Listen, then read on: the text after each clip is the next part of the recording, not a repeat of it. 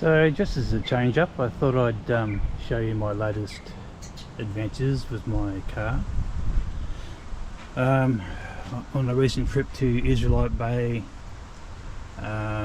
really bad tracks, all this build out became loose and ended up smashing the fridge slide. So just had to pull it all out and re-put it in. In that process, I decided to swap out my usual standard 12-volt battery setup and replace it with this Itechworld PS3600 Powerstation. It's got a 300 ampere battery, it's got a 3600 watt inverter. I've taken it on one trip into Carrara and it was really good.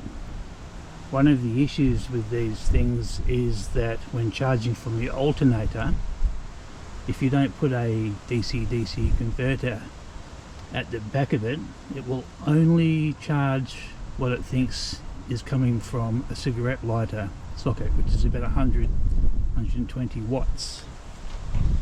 So the answer to that is to install this little box, which is a DC-DC converter, which steps it up to, I think it's 30 volts.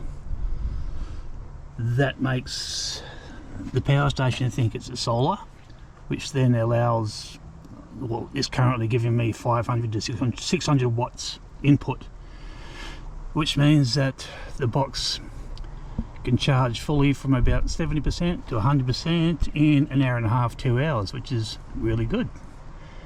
There is an Itechworld box, but they were out of stock, so I did a bit of research and went with the Victron, which seems to do the job.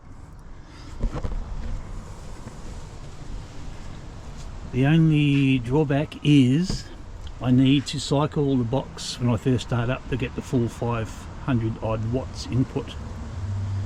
Otherwise it only brings in roughly half that for some strange reason. I don't know why, but you just have to remember to cycle it before you start up, and then when it powers up you have to then re-enable the little banks of whatever sockets are plugged in, the USB and the DC for the fridge. But once that's in your memory banks, it all works really well. So this is my camper trailer, and I put the box that was in the back of my car in it. Have just bolted it in. It's not fully wired back up yet. It all needs to be rewired up so that the car will charge it and the battery's all hooked up, and I can then power a fridge in here and any other devices that I want to charge. So I've got both of these running together on a trip. I've got a lot of battery power, which is really good, and hopefully it will all work out. So just to consider before you are thinking about installing your traditional battery 12 volt system, consider a standalone power station. I think they make sense because they're mobile. If you sell the car, you can just pull it out, you can use it in your caravan wherever you want, whereas the built-in systems are stuck in there. You sell the car, you've lost it. Just something to consider.